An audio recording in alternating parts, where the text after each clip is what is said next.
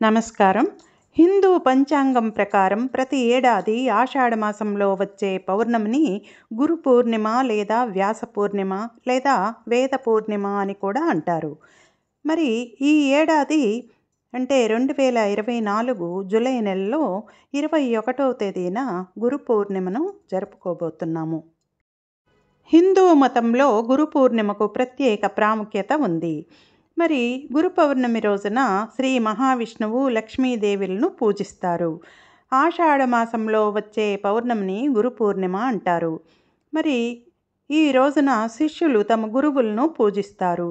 4 వేదాల జ్ఞానాన్ని అందించిన మహర్షి వేదవ్యాసుడు ఆషాఢ పౌర్ణమి రోజున జన్మించారని పురాణాలు చెబుతున్నాయి. అందుకే దీనిని వ్యాస పూర్ణిమ అని కూడా అంటారు. మహర్షి వేదవ్యాసుడు మానవాళికి మొదటిసారిగా 4 వేదాల జ్ఞానాన్ని అందించారు. దాని కారణంగా అతనికి మొదటి గురువు బిరుదు లభించింది.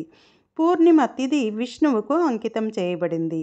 మరి జూలై 21వ తేదీ ఈ గురు పూర్ణిమ రోజున హరిని పూజించడం చాలా ప్రయోజనకరంగా భావిస్తారు. గురు పూర్ణిమ రోజు ప్రజలు తమకు విద్యాబుద్ధులు నేర్పించిన గురువులను కూడా పూజిస్తారు. భారతీయ నాగరికతలో గురువుకు ప్రత్యేక స్థానం ఉంది. గురువు వ్యక్తికి సరైన మార్గాన్ని చూపుతాడు. ఒక వ్యక్తి జీవితం ఎదుగుదలలో తల్లిదండ్రుల తర్వాత అంతటి గొప్ప స్థానం గురువుకు ఉంటుంది. గురువు అనుగ్రహం వల్ల జీవితంలో అనేక విజయాలు సాధిస్తారు. గురు పూర్ణిమ రోజు శివుడు తన జ్ఞానాన్ని ప్రజలతో పంచుకున్నాడని పురాణ కథనం.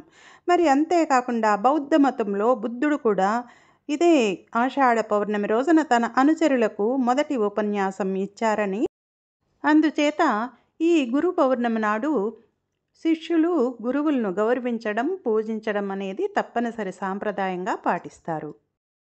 ఈ ఏడాది అంటే 2024 జూలై 21వ తేదీన గురు పౌర్ణమి తిథి మనకు వచ్చింది.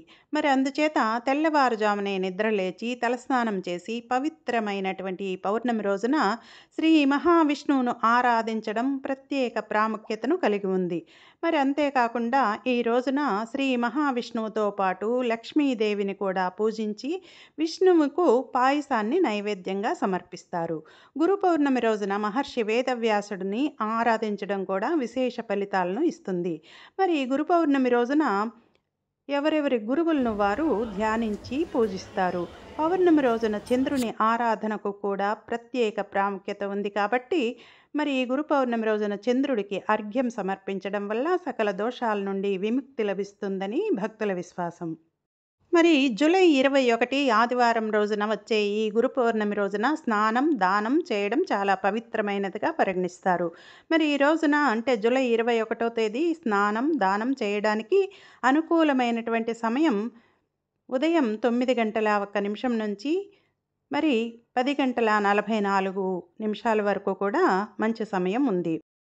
మరి రెండవ సమయం ఉదయం 10:44 నుండి మధ్యాహ్నం 12:27 వరకు ఉంటుంది. దీని తర్వాత శుభ సమయం మధ్యాహ్నం 2:09 నుంచి 3:52 వరకు కూడా ఉంటుందని భక్తులు గమనించగలరు.